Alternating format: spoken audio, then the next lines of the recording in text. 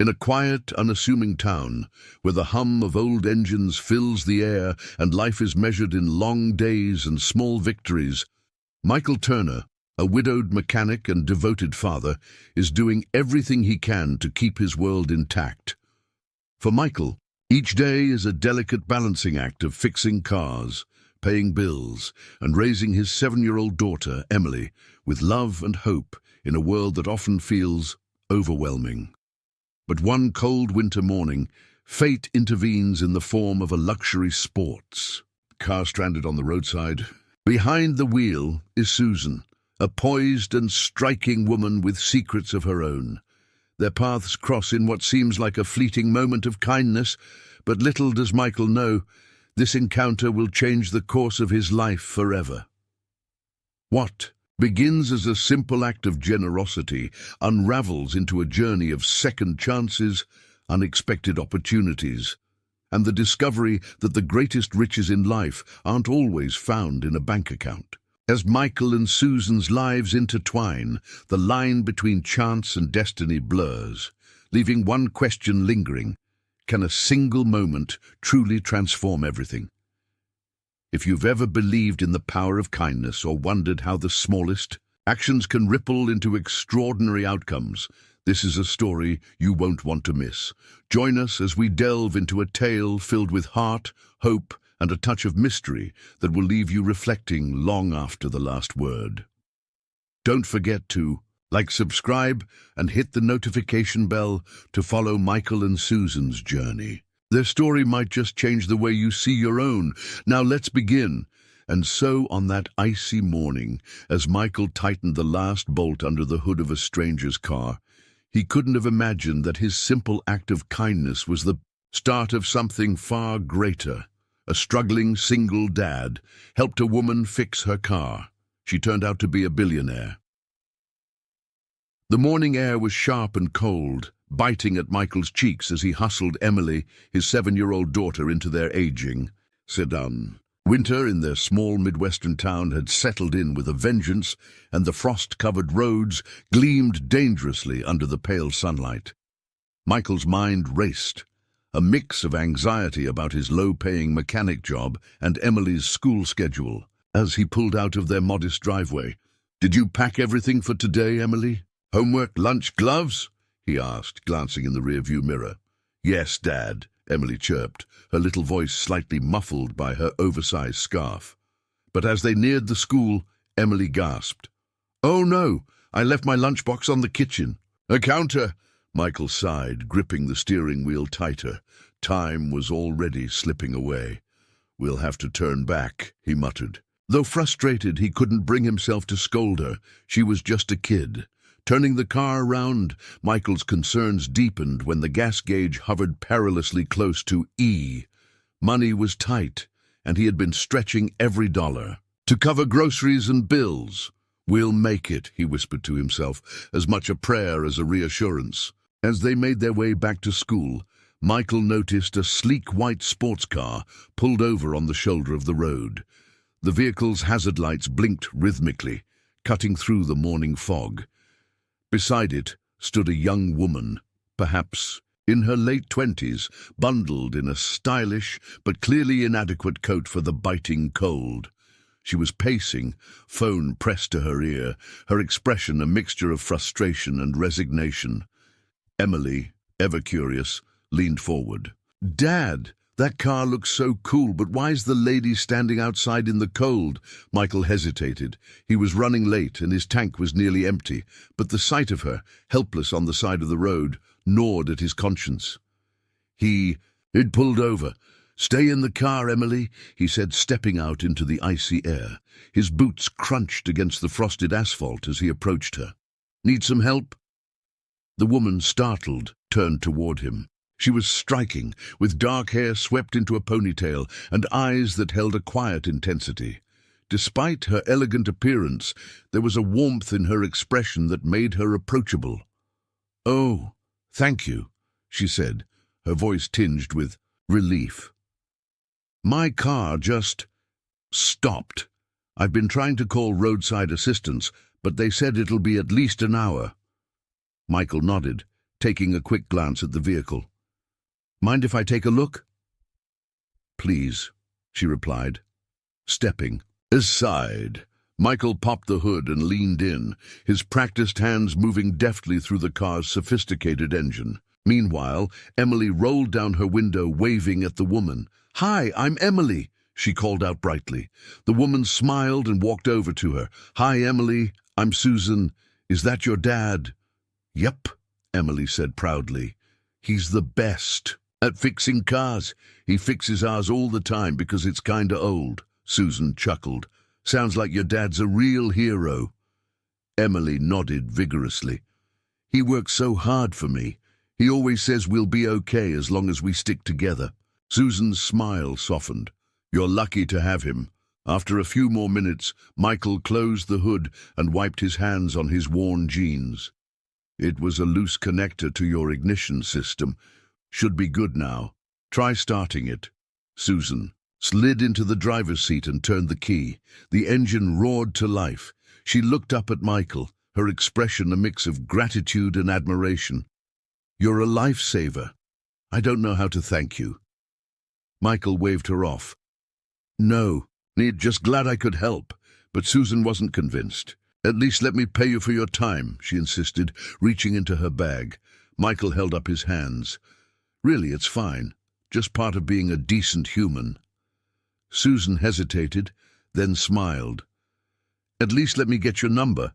If you ever need anything, I'd like to return the favor." Michael shrugged, giving her his phone number more out of politeness than expectation. As Susan drove away, Michael returned to his car, where Emily was grinning. "Dad, who was that?" she asked, her eyes sparkling with curiosity. "Just someone who needed a little help," Michael replied, though something about the encounter lingered in his mind. Emily tilted her head. "I think she's special, don't you think so?" Michael chuckled, tousling her hair. "Maybe. Now let's get you to school before we're even later."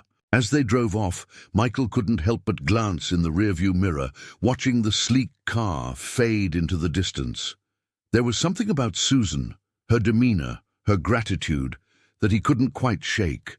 But he dismissed he thought, focusing instead on the next challenge, making it to work on time with a near-empty gas tank. Little did he know, their paths would cross again, and this ordinary act of kindness would set in motion a series of extraordinary events that would forever change his and Emily's lives. The day began like any other for Michael. The bell over the door of his repair shop jingled as a customer stepped in, interrupting the rhythmic clinking of tools in the small, run-down space. His shop was a far cry from the state-of-the-art garages he'd once dreamed of owning. The tools were second-hand, the floor was perpetually stained with oil, and the heater worked only sporadically. Hardly enough to keep the winter chill at bay. But it was work, and for Michael, work meant keeping. Emily fed, clothed, and safe. That was enough for him. It had been a few days since he'd helped the woman with the white sports car, and though the encounter lingered in his thoughts, he'd filed it away as just another moment in his day. So, when the doorbell chimed mid-morning, and he looked up to see Susan standing in the doorway, he was genuinely surprised. She was a stark contrast to the grease-streaked environment around her. Her sleek coat, polished boots, and an effortless confidence made her seem out of place, yet she carried herself with an ease that softened the disparity. In her hands was a small wicker basket wrapped in cellophane, tied with a bright red bow. "Michael, right?" she said, her voice warm. He straightened from the car he'd been working on, wiping his hands on a rag. "Susan," he replied, a bit cautious. "Didn't expect to see you here," she smiled. "I was in the area and thought I'd drop this off to thank you for your help the other day." She held out the basket, which he took reluctantly. Inside were baked goods, cookies, muffins, and a small jar of homemade jam. "You didn't have to do this," he said, though a part of him was touched. "Maybe not," she replied, her smile widening, "but I wanted to." As Michael set the basket down on the counter, Susan's eyes wandered around the shop. She took in the chipped paint on the walls, the ancient equipment, and the patchwork repairs on the workbench. Yet amid the disrepair, she noticed something else. The meticulous way Michael worked, the careful arrangement of tools, and the way he greeted every customer with genuine warmth.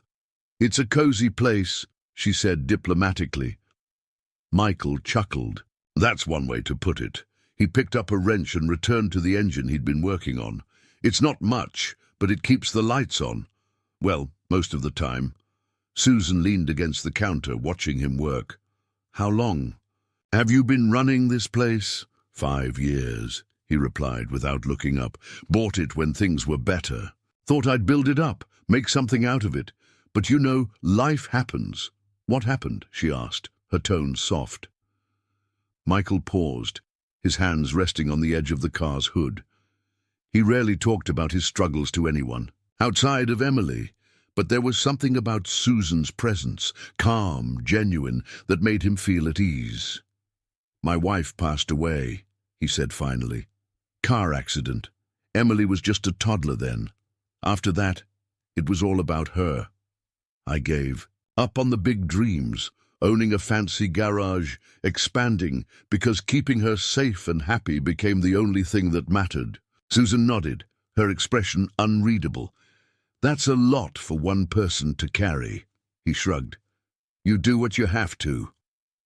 While they talked, a customer walked in, a middle-aged man with a nervous energy. "Hey, Michael," he said, ringing his hands. "The car's making that rattling noise again." "All right, Dave," Michael said, setting aside his wrench. "Let's take a look." Susan watched as Michael guided the man outside and began diagnosing the problem with a patient, straightforward manner.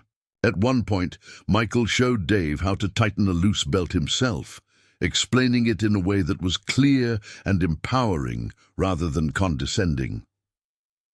When Michael returned, Susan was smiling.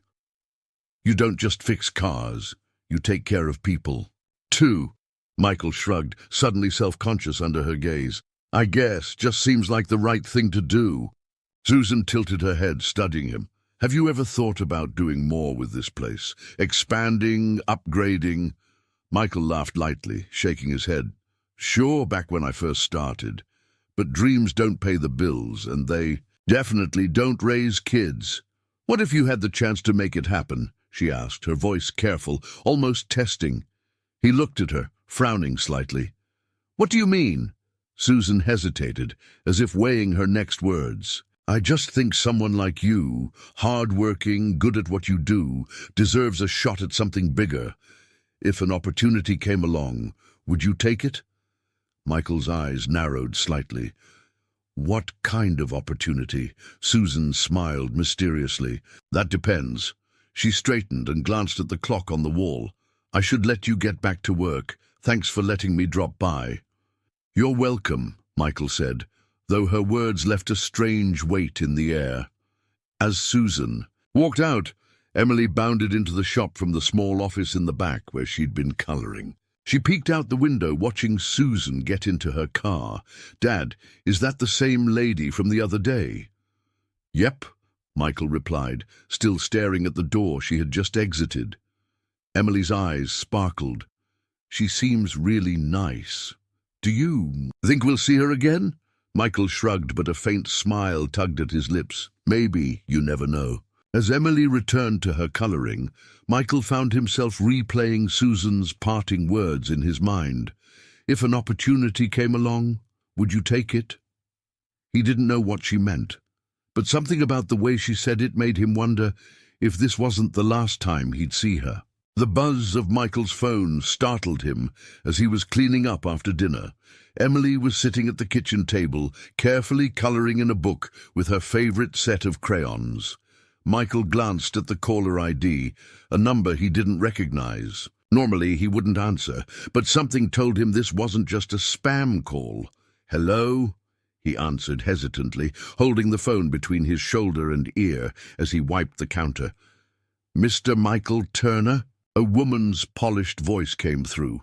"Yes, this is Michael," he replied, frowning slightly. "This is Claire Bennett, the hiring coordinator for Orion Motors." I'm reaching out on behalf of our CEO, Susan Wright, who mentioned you specifically. We'd like to invite you for an interview for a managerial role in our technical division." Michael froze, the rag in his hand forgotten. I think there's been a mistake," he stammered. "I'm just a small-town mechanic. I'm not qualified for something like that." Claire's tone remained professional but warm.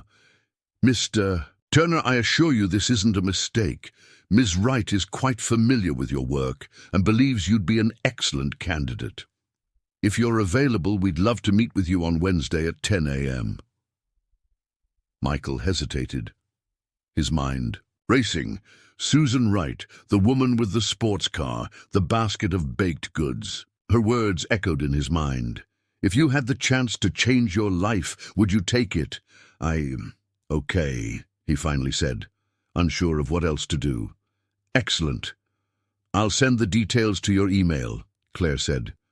"We look forward to seeing you, Mr. Turner." As the call ended, Michael set the phone down and leaned against the counter, his thoughts swirling. "Who was that, Dad?" Emily asked, looking up from her coloring book. Michael hesitated, then smiled faintly. "Just someone offering me a strange opportunity." The next morning, Michael woke up with a knot in his stomach. He spent most of the day second-guessing himself. Was this some kind of elaborate joke? Why would someone like Susan, a CEO, single him out? Yet, as much as he doubted, he couldn't deny the tiny flicker of curiosity and hope that kept pushing him forward. By the time Wednesday morning arrived, Michael stood in front of his closet, staring at the few clean shirts he owned. None of them screamed professional, but he picked the one that seemed least worn. As he adjusted his collar in the mirror, Emily appeared in the doorway, her hair still messy from sleep. "Where are you going, Dad?" she asked, rubbing her eyes. Michael crouched down to her level. "I have a meeting today, Em. Something important." "Is it for work?" "Maybe," he said with a small smile. "It could be something big." Emily's face lit up. "Are they going to pay you more so we can get better snacks?" Michael laughed, ruffling her hair. "Maybe. Let's not get ahead of ourselves, okay?" The Orion Motors headquarters was a towering glass building that gleamed under the late morning sun. Michael felt entirely out of place as he walked through the sleek lobby, his boots squeaking slightly against the polished floor. Men and women in tailored suits passed him by, barely sparing a glance. He checked in at the reception desk and was directed to a private elevator.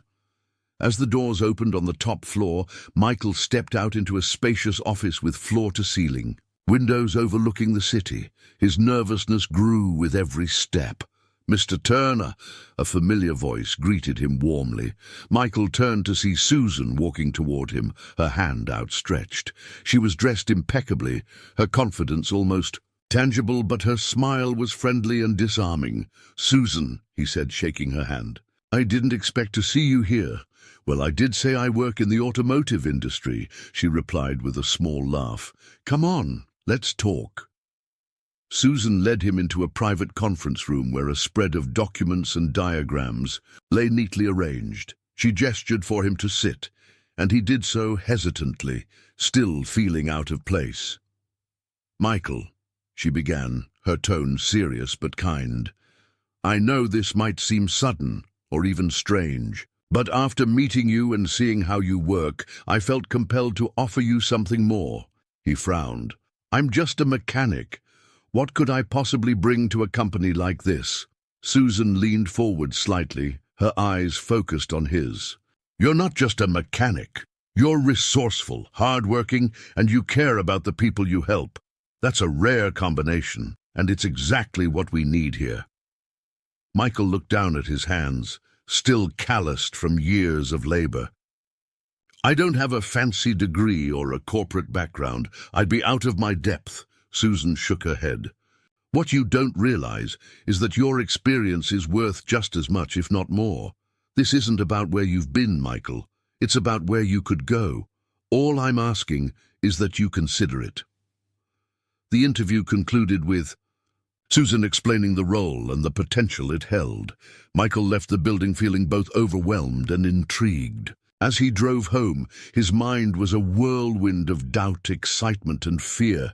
That evening, Emily bounded into the living room, her energy undeterred by the cold weather outside. "How did it go, Dad? Did they say yes? Are you going to take it?" Michael hesitated, looking into his daughter's eager eyes. "I'm not sure, Em. It's a big change. I don't know if I'm ready for it." Emily frowned, then smiled brightly. "But you always tell me to try new things, even if they're scary." Michael chuckled. "You're right, I do say that.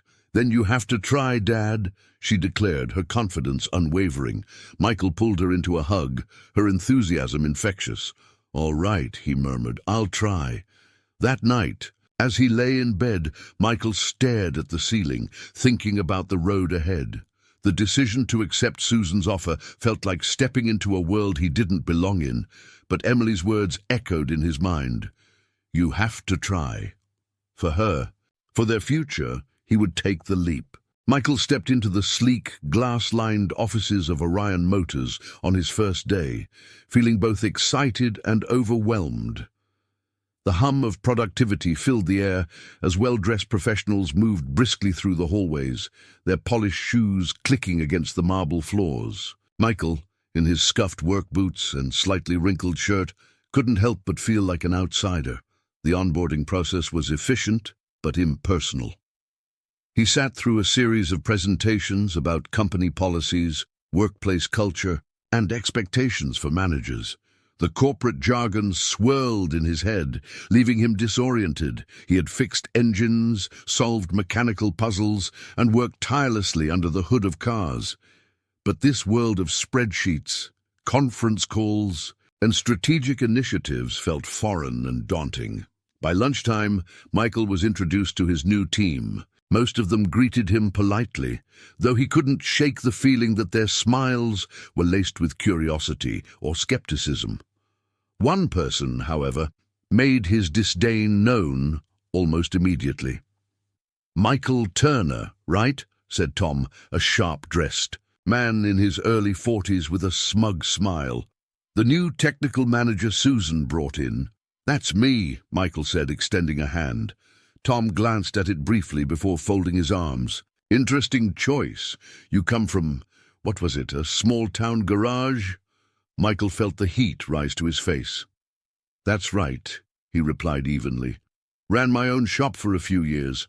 Tom smirked. "Well, this isn't exactly carburetors.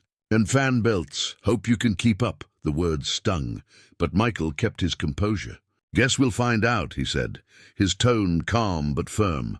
Tom chuckled softly as he walked away, leaving Michael with a knot of frustration in his chest. The rest of the day didn't go much better. During a team meeting, Michael struggled to follow the fast-paced discussion filled with technical jargon and industry buzzwords. He jotted down notes furiously, determined to catch up, but he couldn't shake the feeling that he was falling behind. When the meeting ended, Tom leaned over and whispered, "It's a lot to take in, huh? Don't worry, rookie, you'll get." There, eventually, Michael gritted his teeth, holding back a retort. He left the office that evening feeling drained, questioning his decision to take this job. At home, Emily greeted him with her usual enthusiasm. "Hi, Dad. Did you fix any cool cars today?" Michael managed a small smile as he hung up his coat. "Not exactly, kiddo. Today was different." Emily tilted her head, her brow furrowing. "Different how?" Michael sat down heavily at the kitchen table, running a hand through his hair. "Just a lot to learn. A lot of people who've been doing this a lot longer than me." Emily climbed onto the chair beside him, her small hands resting on his arm. "But you're really smart, Dad. And you're the best at fixing things." Michael chuckled softly. "Fixing things with wrenches, sure. Fixing things with spreadsheets, not so much." Emily frowned, clearly not understanding, but sensing her dad's frustration. She hopped off her chair and disappeared into her room without a word. Michael sighed, leaning back in his chair. He stared at the ceiling, replaying the day in his mind. Every awkward moment, every misstep, every condescending glance from Tom, it all weighed heavily on him. The next morning, as Michael got ready for work, Emily handed him a folded piece of paper. "What's this?" he asked, taking it from her small hands. "It's for you," she said, her face serious. "Open it when you get to work." Michael kissed her forehead. "All right, kiddo. Thanks." Later that day, during a particularly discouraging moment at his desk, Michael remembered the note. He unfolded it and read the uneven, crayon-scrawled words. "You're not just the best dad, you're the best fixer ever. Love, Emily." Next to the words was a crude drawing of a smiling stick figure labeled Dad, holding a wrench, with a car on one side and a heart on the other. Michael felt a lump rise in his throat. He stared at the note for a long moment, a small, genuine smile breaking across his face. He folded the paper carefully and tucked it into his wallet. That evening, he stayed late at the office, poring over technical manuals and company documents. For every word he didn't understand, he made a note to look it up later. For every process he felt unsure about, he sketched out diagrams and questions. Tom passed by his desk at one point, raising an eyebrow. "Burning the midnight oil already?" Michael looked up, meeting Tom's gaze steadily. "Just catching up," Tom shrugged. "Suit yourself." But Michael didn't care about Tom's opinions anymore. He wasn't doing this for Tom or even for Susan. He was doing it for Emily, for the little girl who believed in him even when he doubted himself. By the time Michael left the office that night, he felt a renewed sense of determination. He still didn't know how he would prove himself in this new world, but he knew one thing for certain: he wouldn't give up. As he drove home, he thought of Emily's note, safely tucked in his wallet, and smiled. "I can do this," he said softly to himself. The sound of Emily's laughter echoed across the grassy field as she chased a butterfly with reckless abandon. The park was alive with the scents of freshly cut grass and blooming flowers, the kind of serene place that made life's burdens feel a little lighter. Michael watched her with a soft smile, his hands absently arranging the contents of the picnic basket on the checkered blanket beneath him. It was Susan's idea to meet here. She had suggested a weekend outing after noticing the growing weight of Michael's responsibilities. "You deserve a break," she had said, "and Emily does too."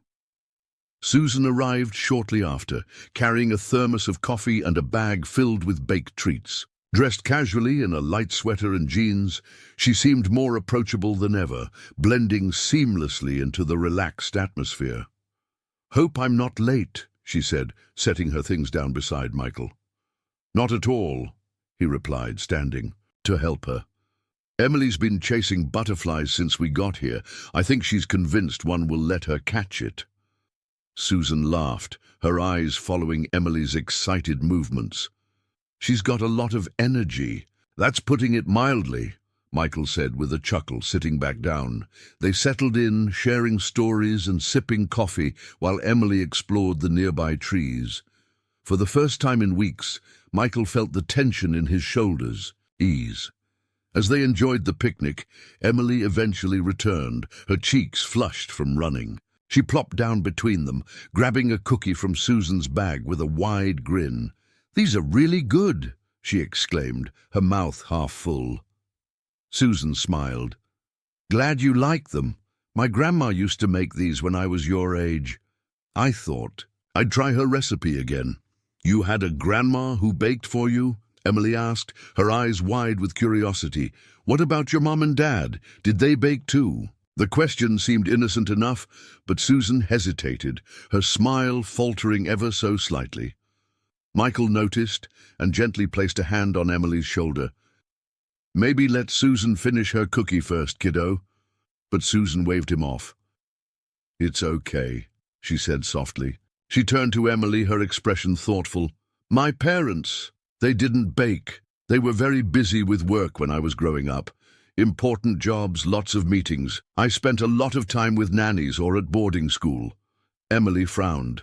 That doesn't sound very fun. Susan laughed lightly, though her eyes glistened. It wasn't, but it taught me to be independent. And it made me appreciate people like you and your dad, who always make time for each other.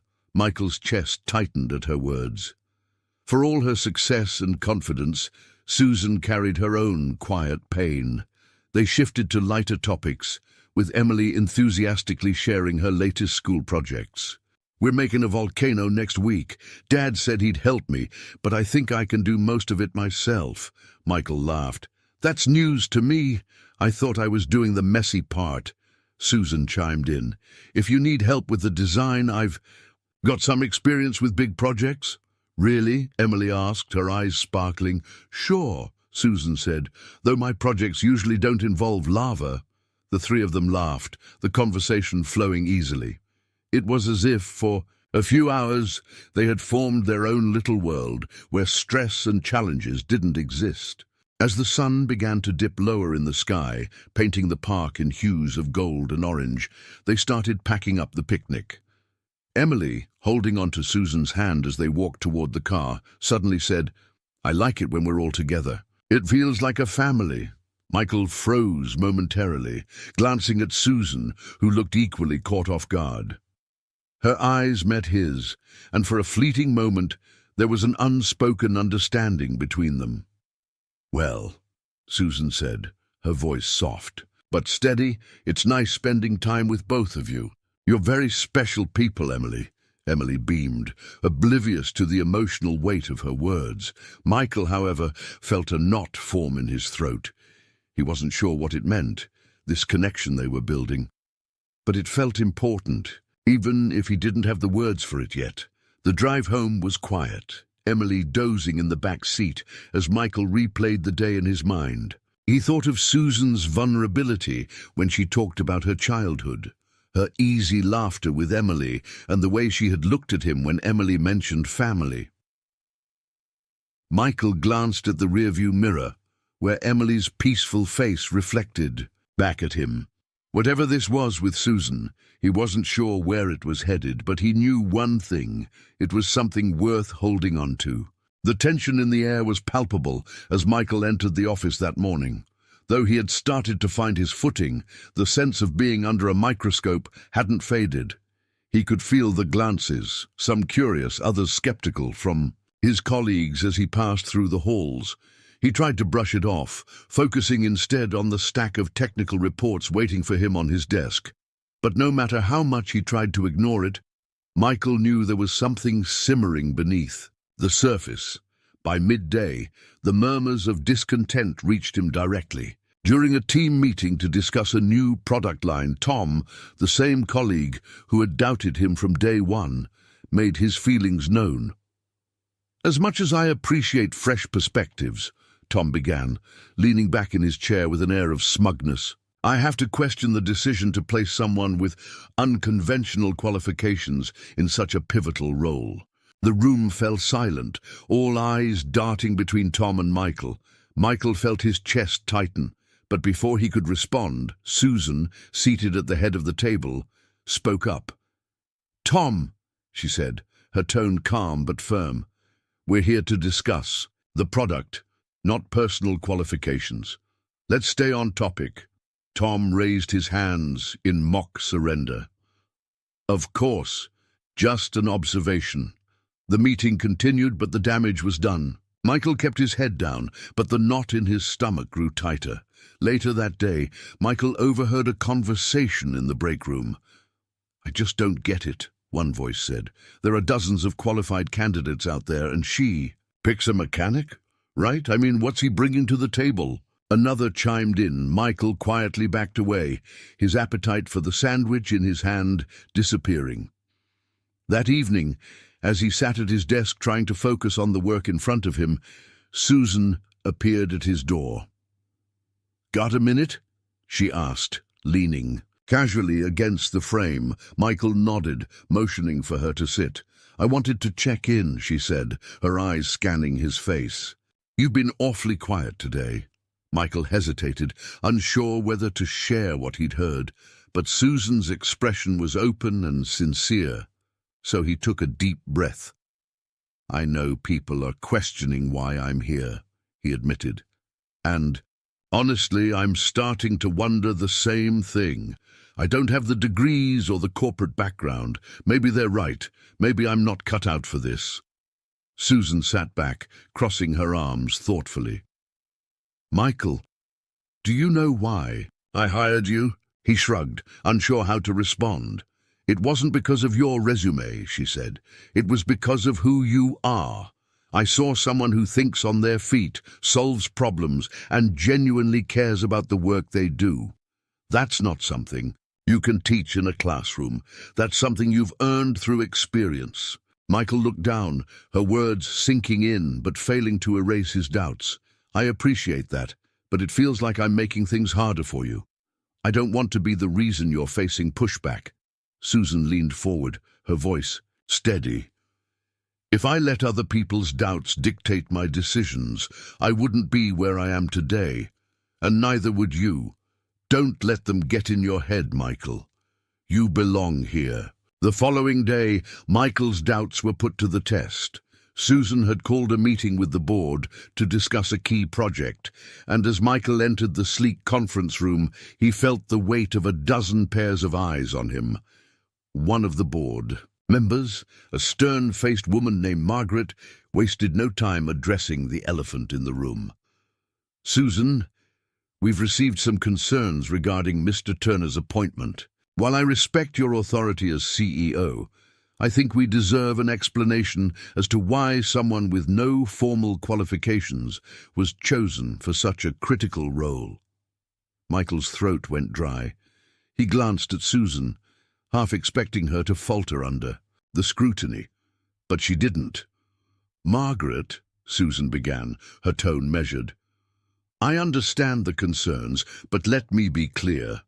Michael was chosen because he brings something this company needs: practical expertise and a fresh perspective. He has solved problems in ways that others haven't even considered, and in an industry that thrives on innovation, that kind of thinking is invaluable." Margaret raised an eyebrow. "Innovation is important, yes, but experience and credentials matter too." "And Michael has experience," Susan countered. "Just because it doesn't come from a traditional background doesn't make it any less valid. In fact, I'd argue that his hands-on experience gives him insights that a classroom can't teach." The room fell silent. Michael sat frozen, stunned by Susan's unwavering defense of him. After the meeting, Susan caught up with Michael in the hallway. "See," she said with a small smile, "you're not the only one with something to prove." Michael chuckled, though his voice was thick with emotion. "Thank you, Susan, for standing up for me." She shrugged. "It's easy to stand up for someone you believe in. Just keep doing what you're doing, and they'll come around." That night, as Michael sat at his kitchen table reviewing documents, Emily appeared beside him holding a plate of cookies she had carefully arranged. "These are for you," she said proudly. "Because you're working so hard." Michael laughed, pulling her into a hug. "Thanks, kiddo, I needed that." As Emily skipped back to her room, Michael felt a renewed sense of purpose. He didn't just owe it to Susan to prove himself, he owed it to Emily, the person who believed in him the most.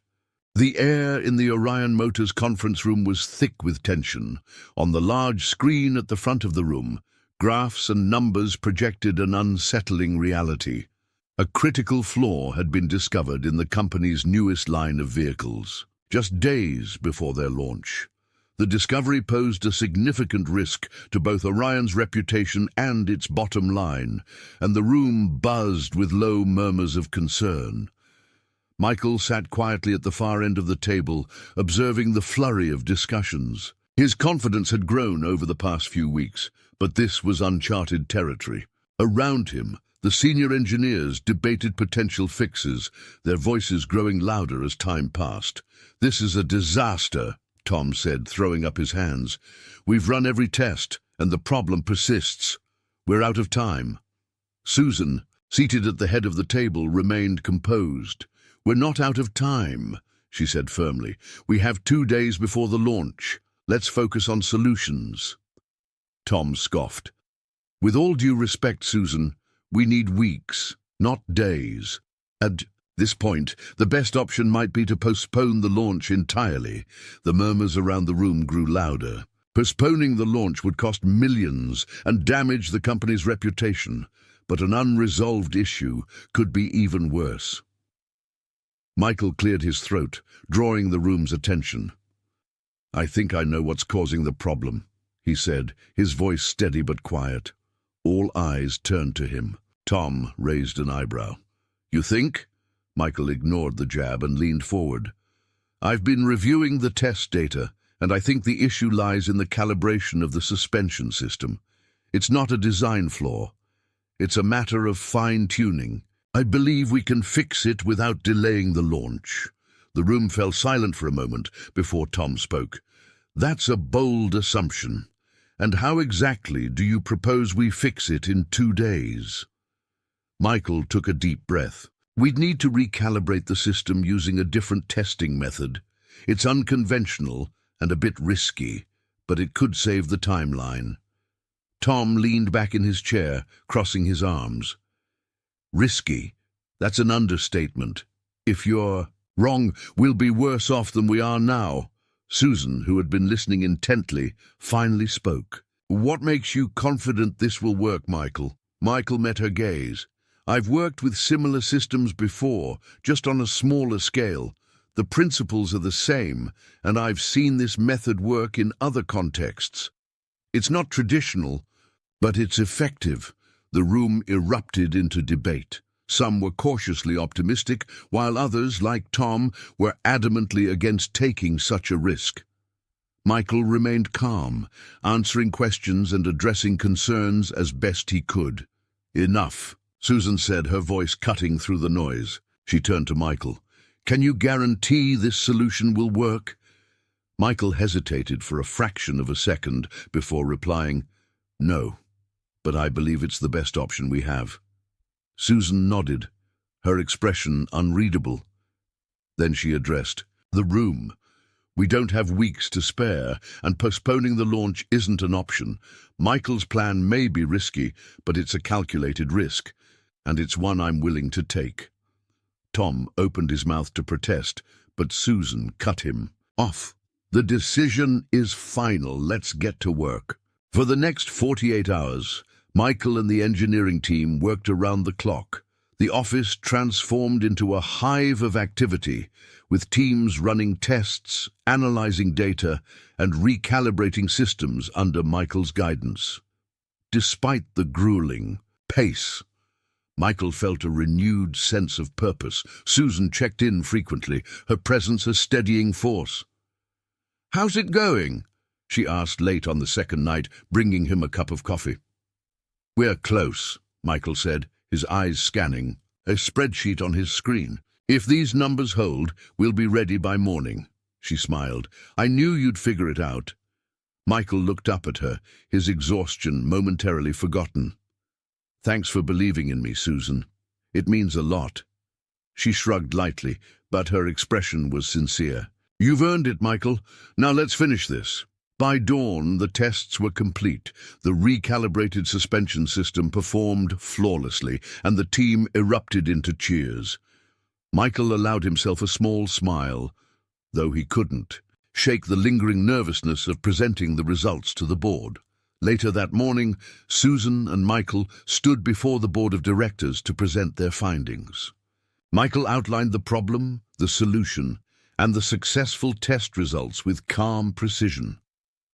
When he finished, the room was silent for a moment before Margaret, the stern-faced board member who had previously doubted him, spoke. "Well done, Mr. Turner," she said, nodding approvingly. "This was a risky move, but it paid off. You've earned my respect." Michael felt a weight lift from his shoulders as the other board members murmured their agreement. That evening, Susan invited Michael and Emily to a small celebratory dinner at her home. Emily was thrilled, chattering excitedly about her day at school as Susan and Michael shared a quiet toast. "To taking risks," Susan said, raising her glass.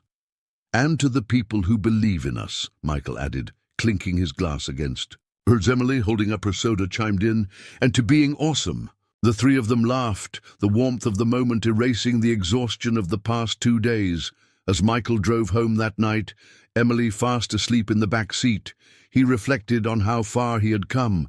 The mechanic, who had once doubted his place in this world, was now part of something bigger. And while he still didn't know what the future held, he felt ready to face it, with Susan and Emily by his side.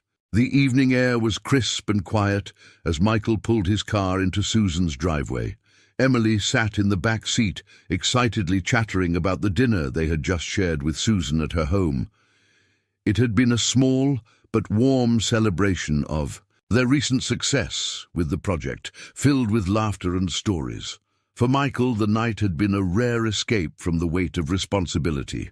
"Dad," Emily said, peeking her head between the front seats, "can we come here again? Miss Susan's house is so pretty, and I like how she laughs at my jokes." Michael chuckled. "We'll see, kiddo. Let's not wear out our welcome." As they stepped out of the car, Susan appeared at the doorway, her silhouette framed by the soft glow of the porch light. She smiled and waved, calling out, "Michael, do you have a moment?" Michael glanced at Emily, who was already climbing back into the car to retrieve her coloring book. "Sure," he said, walking towards Susan. The two of them settled on the porch, a blanket of stars stretching across the night sky above. Susan handed Michael a steaming mug of tea. "Emily's quite the firecracker," Susan said, her tone warm. "She reminds me of what it's like to be carefree." Michael smiled, cradling the mug in his hands. "She keeps me grounded. Everything I do is for her." Susan nodded, her expression softening. "You're a good father, Michael. It's not easy doing it all on your own." He hesitated, the words catching in his throat before he finally spoke. "It's not easy, no, but it's worth it. Losing her mom was the hardest thing I've ever been through. And Emily, she was so young, too young to understand. I had to figure out how to be both parents for her." Susan looked at him, her eyes filled with quiet empathy. "How did you do it? Stay strong through all of that?" Michael let out a small, humorless laugh. "You just do. Because there's no other choice. Emily needed me, and I couldn't let her down. But I won't lie, there were times I felt like I was failing her, like I wasn't giving her the life she deserved."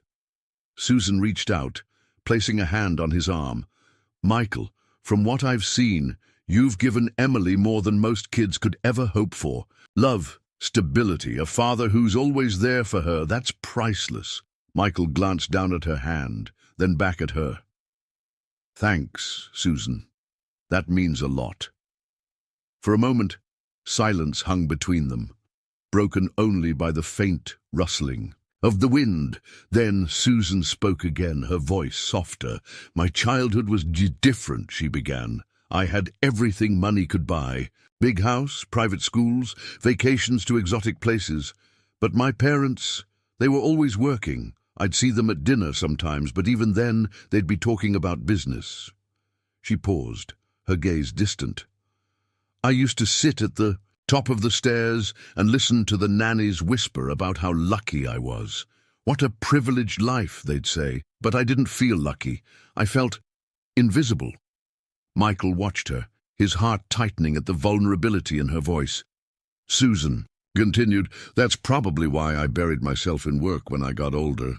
It was familiar, safe. I thought if I worked hard enough I could build something that mattered, something that would make up for what I missed." She turned to Michael, her expression bittersweet. "But sometimes, I wonder if I've just been running in circles, chasing something I can't name." Michael shook his head. "From where I'm sitting, you've built something incredible, and the fact that you're here, spending time with Emily and me, says a lot about the kind of person you are." Susan smiled, though her eyes glistened slightly. "You're kind, Michael. Maybe kinder than I deserve." The conversation was interrupted by Emily, who burst out of the car holding her coloring book. "Miss Susan, look, I made this for you." Susan knelt to Emily's level, accepting the page with a wide grin. It was a simple drawing of 3 stick figures, one labelled me, another labelled Dad, and the third labelled Susan. "I drew us," Emily announced proudly. Susan's throat tightened as she looked at the drawing. "Thank you, Emily, this is beautiful. I'll hang it on my fridge." "Really?" Emily asked, her eyes lighting up. "Absolutely," Susan replied. Emily threw her arms around Susan in an unprompted hug. "You're the best, Miss Susan." Michael stood off to the side, his chest swelling with a mix of pride and something he couldn't quite name. As the evening wound down, Michael and Susan exchanged a lingering glance. There was an unspoken understanding between them, a recognition of shared struggles and a growing bond that neither was ready to fully acknowledge. "Thanks for tonight," Michael said, his voice low. "Any time," Susan replied. "And, Michael, don't forget that you're doing an amazing job. Emily's lucky to have you." Michael nodded, a small smile tugging at his lips. "Good night, Susan." "Good night, Michael." On the drive home, Emily's chatter filled the car, but Michael's thoughts lingered on Susan's words and the quiet connection they had shared. He didn't know what it all meant, but for the first time in a long time, he felt a flicker of something he hadn't allowed himself to feel in years. Hope. The workshop hummed with quiet efficiency as Michael moved between workstations, his hands deftly sorting through tools and materials. The success of the recent project had brought him a newfound respect among his colleagues, and for the first time since joining Orion Motors, he felt like he truly belonged. Yet a nagging thought lingered in the back of his mind. He loved solving problems and the satisfaction of seeing a machine roar to life under his care. But the corporate environment, with its endless meetings and polished presentations, wasn't where his heart lay. One afternoon, Susan invited him to her office. As always, her demeanor was professional but warm. "You've done an incredible job, Michael," she began, gesturing for him to sit, "not just with the project, but with the way you've handled yourself here. The board has noticed and they're impressed." Michael smiled, a mix of gratitude and discomfort. "Thank you, that means a lot." Susan leaned forward slightly, "which is why I wanted to talk to you about the future. I'd like to offer you a position on the leadership team." Michael blinked, the weight of her words settling over him. "Leadership? You mean upper management?" Susan nodded. "You've proven you have the skills and the perspective we need. This would be a step up, not just in responsibility, but in influence. You'd have the chance to shape the company in meaningful ways." For a moment, Michael was silent, staring at the polished wood of her desk. The offer was tempting, a testament to how far he'd come. But something inside him resisted. "Susan," he said finally, his voice steady but hesitant, "I'm honored, really. But I don't think that's the right path for me." Susan's brow furrowed slightly. "Why not? You've earned this, Michael." He nodded. "I know, and I'm grateful. But when I picture my future, I don't see myself in an office or leading meetings. I see myself working with my hands, running a shop of my own." Susan leaned back in her chair, her expression thoughtful. "Your own garage," she said slowly, as if weighing the idea. "Yeah," Michael said, his voice firmer now. "It's something I've dreamed about for years. A place where I can do what I love, but also help others, maybe train younger mechanics who don't have the same opportunities I've had." Susan's lips curved into a small smile. "That sounds like a vision worth pursuing." Michael looked at her, surprised. "You think so?" "I do," she said, "and I'd like to help." The days that followed were a whirlwind of planning and preparation. With Susan's financial support and business expertise, Michael began laying the groundwork. For his new garage, he worked tirelessly, sketching out designs, sourcing equipment, and finding the perfect location. Susan, true to her word, was there every step of the way. She helped him navigate the legal and logistical hurdles, her experience and connections proving invaluable. One evening, as they reviewed the final blueprints, Susan said, "You know, Michael, this isn't just a garage. It's a place where people will find opportunities, hope. That's something special." Michael smiled, the weight of her words sinking in. "It's more than I ever imagined it could be," he admitted. Finally, the day of the grand opening arrived. The garage stood gleaming in the morning light, its sign proudly displaying the name Turner's Garage, built on trust. The space was everything Michael had dreamed of.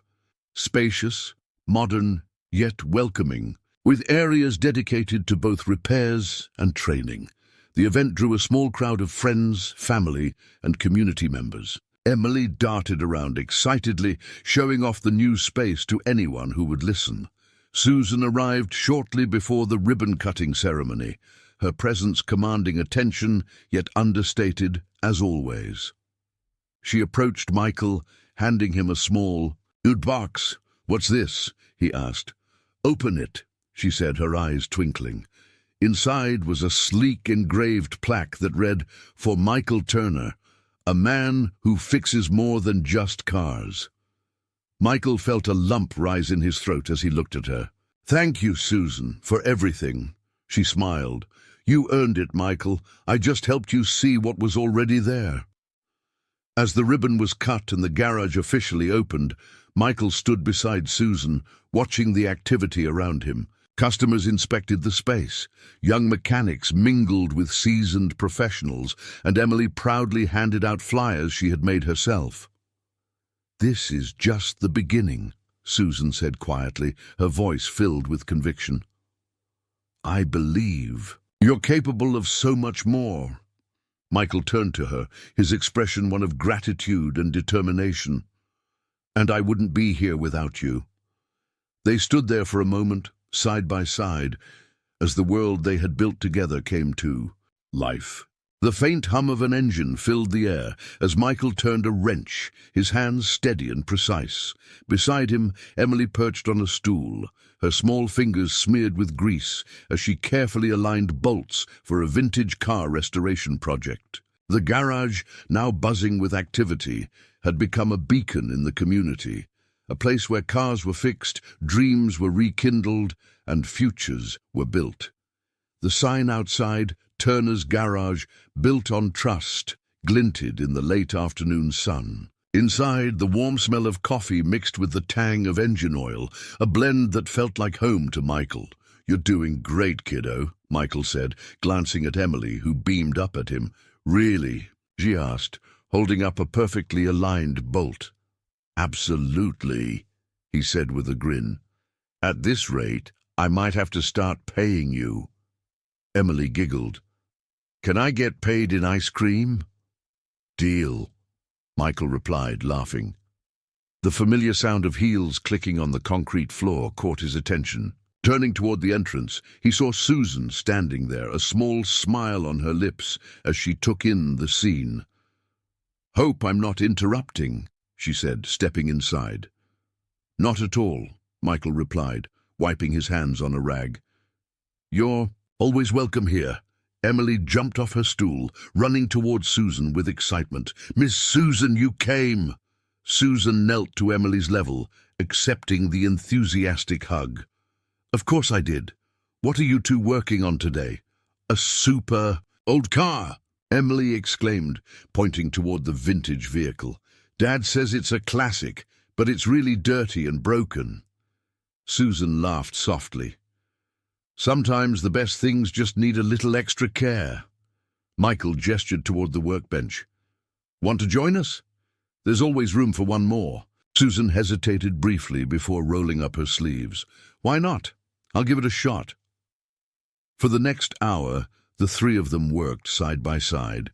Michael guided Susan through the basics, and Emily happily chimed in with her own tips, making the process more fun than functional.